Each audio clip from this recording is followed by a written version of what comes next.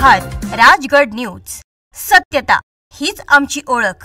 भोर तालुक्यामध्ये चौरंगी लढत पाहायला मिळत आहे. भोर विधानसभेमध्ये आता ही लढत एकदम अटीतटीची 20 तारखेला याच ठिकाणी मतदान होणार आहे. मतदान होताना आज आपल्या बरोबर अपक्ष उमेदवार कुलदीप कोंडे आहेत, ज्यांना जनतेने मोठ्या प्रमाणात प्रेम दिलंय. ते आहेत आज आपल्या बरोबर. तात्या, काय सांगताल की काय आपलं प्रतिसाद कसा मिळतोय, कशा पद्धतीने आपलं काम चालू? मी शेवटच्या दिवशी म्हणजे फॉर्म भरायच्या शेवटच्या दिवशी फॉर्म भरला होता आणि 4 तारखेला ज्यानंतर मला चिन्ह भेटलं, त्या 4 तारखेच्या नंतर मी प्रचाराला सुरुवात केली आणि 5 तारखेला प्रचाराचा नारळ फोडला. त्या ठिकाणी बोरच्या मैदानामध्ये आपण सभा घेतली होती आणि त्या सभेला एक चांगला मिळालेला प्रतिसाद आणि त्याच्यानंतर जो प्रचाराचा दौरा बोरवेल्यामध्ये चालू आहे तर तो खूप चांगला रिस्पॉन्स लोकांचा त्या ठिकाणी मला भेटतोय आणि लोकांना असं जाणवतंय की खरंच ह्या तिकिटाचा दावेदार कुलदीप तात्या होता, परंतु काही कारणास्तव किंवा त्या ठिकाणी राजकारण होऊन हे जो अधिकार माझा होता तो पक्षश्रेष्ठीने नाकारला आणि मग कार्यकर्त्यांच्या आग्रहाखातर त्या ठिकाणी मी निवडणूक लढण्याचा निर्णय घेतलेला आहे. निवडणूक लढत असताना मी लोकशाही पद्धतीनं जनमानसाच्या कडं मतं मागण्यासाठी किंवा मला आशीर्वाद मागण्यासाठी मी जात आहे. ज्या ठिकाणी मी जात आहे त्या ठिकाणी एक चांगला रिस्पॉन्स तरुण कार्यकर्ते, जे काय कार्यकर्ते आता नवीन तरुणांनी ही निवडणूक हातात घेतलेली आहे असं मला बऱ्यापैकी वाटतंय.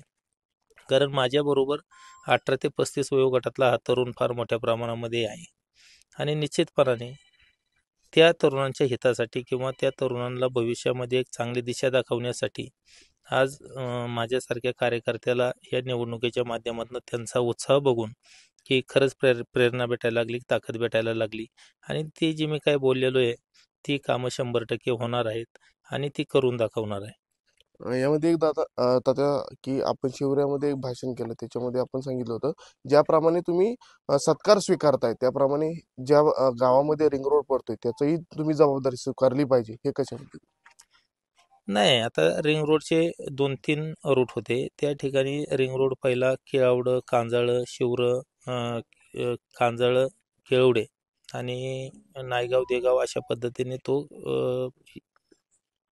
PMRDने त्याचा रूट जो फायनल केला होता. त्याच्यानंतर काही लोकांनी शेतकऱ्यांच्या मागणीनुसार की तो आम्हाला रोड नको आहे, ही शेतकऱ्यांची मागणी होती आणि मग त्यामध्ये थोडासा विद्यमान आमदारांनी त्यामध्ये लक्ष घातलं आणि लक्ष घातल्याच्यानंतर तो रिंग रोड त्यांचं असं म्हणणं आहे की तो आम्ही तिथनं हलवलेला आहे आणि तो रिंग रोड तिथं गेल्यामुळं शेतकऱ्यांनी आनंदाच्या भरामध्ये त्या ठिकाणी त्यांचा सत्कार, जाहीर नागरी सत्कार केला आणि त्यांनी सुद्धा तो सत्कार स्वीकारला. म्हणजे ह्याचा अर्थ असा होतो की तिथला रिंग रोड त्यांनी घालवलेला आहे. मग तिथला घालवल्याच्या नंतर दुसऱ्या गावामध्ये तो पडला म्हणजे त्यांनीच आणलेला आहे. मग त्याची सुद्धा जबाबदारी त्यांनी घेतली पाहिजे की शिवरे गावामध्ये मी रिंग रोड आणलेला आहे, केवड्यामधनं घालवलेला आहे. त्यांनी त्या ठिकाणी राजकारणाची पुढची दिशा ठरवूनच अगदी की केवढं गाव पूर्णपणे माझ्याबरोबर राहणार आहे आणि मी केवढ्यासाठी मोठं काहीतरी करतोय, चांगली गोष्ट आहे, जे होतं ते चांगल्यासाठी होतंय असंच माझं म्हणणं आहे. परंतु मी कुठल्याही म्हणजे केवढ्यातला शेतकरी असूयात नाही तर शिवरातला शेतकरी असूयात, शेतकरी त्याच्यावर अन्याय होऊन देणार नाही. कारण ती जागा एका शेतकऱ्याची जाणार आहे, त्याचे हजारो लोक त्याचा वापर करणार आहेत. 1000 लोकांसाठी एका जणाचा बळी देणं हे चुकीचं आहे. त्यामुळं शेतकऱ्याच्या म्हणण्याप्रमाणे जर सगळ्या अटी शर्ती मान्य झाल्या तर आणि तरच त्या रिंग रोडला आपण हात घालून देणार, टिकाव मारून देणार, अन्यथा रिंग रोड तो होणार नाही. जर माझ्या शेतकऱ्यांच्या जीवावर उठणार असेल तर मला त्या अशा रिंग रोडची काही आवश्यकता वाटत नाही. दुसरा एक आपण असा आरोप केला होता की आपल्या पुत्राची प्रॉपर्टी वाढली, तसं आमचं काहीच नाही वाढलं. हे कशावर? नाही, माझं नका काय वाढू देत आणि मला वाढवायचं पण नाही.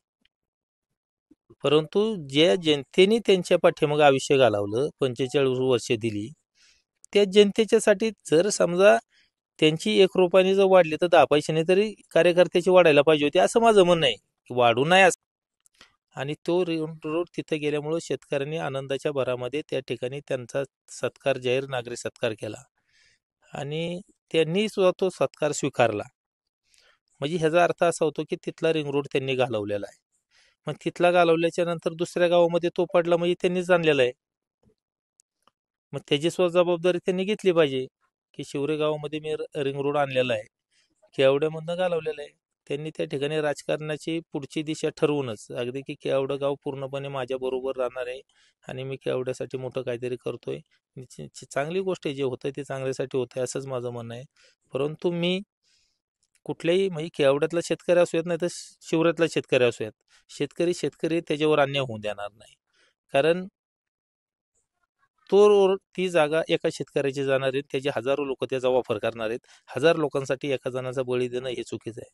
त्यामुळं शेतकऱ्याच्या म्हणण्याप्रमाणे जर सगळ्या अटी शर्ती मान्य झाल्या तर आणि तरच त्या रिंग रोडला आपण हात घालून देणार, टिकाव मारून देणार, अन्यथा रिंग रोड तो होणार नाही. जर माझ्या शेतकऱ्यांच्या जीवावर उठणार असेल तर मला ते अशा रिंग रोडची काही आवश्यकता वाटत नाही. दुसरा एक आपण असा आरोप केला होता की आपल्या पुत्राची प्रॉपर्टी वाढली, तसं आमचं काहीच नाही वाढलं, हे कशावर? नाही, माझं नका काय वाढू देत आणि मला वाढवायचं पण नाही. परंतु ज्या जनतेने त्यांच्या पाठीमागे आयुष्य घालवलं, 45 वर्ष दिली, त्या जनतेच्यासाठी जर समजा त्यांची 1 रुपयाने जर वाढली तर 10 पैशाने तरी कार्यकर्त्याची वाढायला पाहिजे होती, असं माझं म्हणणं आहे. वाढू नाही असं माझं म्हणणं नाही, त्यांची अजून 10 पटीने वाढू देत, काय हरकत नाही, पण त्यांच्याबरोबर थोडीशी कार्यकर्त्याची, तालुक्यातल्या जनतेची वाढावी असंच माझं म्हणणं आहे. 21.5 वर्षाचा चिरंजीव त्याची प्रॉपर्टी 100-200 कोटी रुपये दाखवतो, आमच्या गाड्या सुद्धा 4 व्हीलर 2 व्हीलर असतील ते हप्त्यावरती आहेत, ती जात नाही टायमिंगला. हा फरक आहे ना. मग तुम्ही विकास करत नाही, सुखदुःखात जात नाही आणि आम्ही तेही बोलायचं नाही, आणि ते बोललो तुम्ही की त्याच्यावरती आम्हाला सांगायचं हे टीका करतात, हे अशी करतात, हे दादागिरीची भाषा करतात. काय आम्ही आता तुम्ही जे चालवलेलं आहे, लोकांना दमदाटी देणं, जो पळतोय त्याला थांबवणं, आमचे पोस्टर फाडणं, हे काय चांगलीची लक्षणे आहेत का? ही काय विजयाची लक्षणे आहेत का? मग ह्याचा अर्थ असा आहे की मी अपक्ष असताना सुद्धा त्यांच्या पायाखालची वाळू सरकलेली आहे. त्यांच्यावर जास्त टीका करण्यापेक्षा मी माझ्या कार्यकर्त्यांना असं सरळ सांगेल की 20 तारखेपर्यंत संयम बाळगा, चांगलं काम करा, लोकांपर्यंत जा, जेवढी मतं तुम्हाला घेता येतील, जेवढं लोकांच्यापर्यंत जाऊन आपली बाजू मांडता येईल त्या बाजू मांडा. कोणाला उगाच डिवचून आणि दमदाटी करून किंवा कुणाचे तरी पोस्टर फाडून अशी आपल्याला मतं मिळणार नाहीत. त्यांना जर ती तशी मिळणार असेल तर त्यांना शुभेच्छा. विद्यमान आमदारांनी एक टीका केली आपल्यावरती की त्याच्यामध्ये त्यांनी असं म्हणले की त्यांच्या वरिष्ठांनीच त्यांना नाकारले, त्यांना जागा दावली. हे बघा, आमच्या वरिष्ठांनी जरी नाकारलेलं असेल तरी सुद्धा आज आमच्या वरिष्ठांचा आम्हाला पाठिंबा आहे, हे मी पण जाहीरपणाने सांगतो. मी जे इलेक्शन लढतोय त्यावेळेला ज्या काही चुका झालेल्या आहेत त्यांच्या लक्षात आलेले आहेत. जर तुम्ही कालच्याला अजित पवारांची मुळशीमधली सभा बघितली तर त्या ठिकाणी असणारी संख्या, मतदारांची संख्या किती होती आणि अजितदादा त्या ठिकाणी किती वेळ राहिले, किती वेळ बोलले, हे सुद्धा कालच्या सभेचं त्यांच्या जाणून आलेलं आहे. आणि काँग्रेसच्या उमेदवारांनी तर आता प्रचार सभा त्या बंदच केलेल्या आहेत, बऱ्यापैकी घरात बसून पैसे वाटण्याचाच कार्यक्रम चालू आहे. तुम्ही जर कार्यसम्राट असता आणि स्वतः पदवी घेतलेली आहे तुम्ही, त्याला काय तुम्हाला दिलेली नाही, कोणी तुमच्या बगल बच्चांनी दिलेली ती कार्यसम्राट पदवी.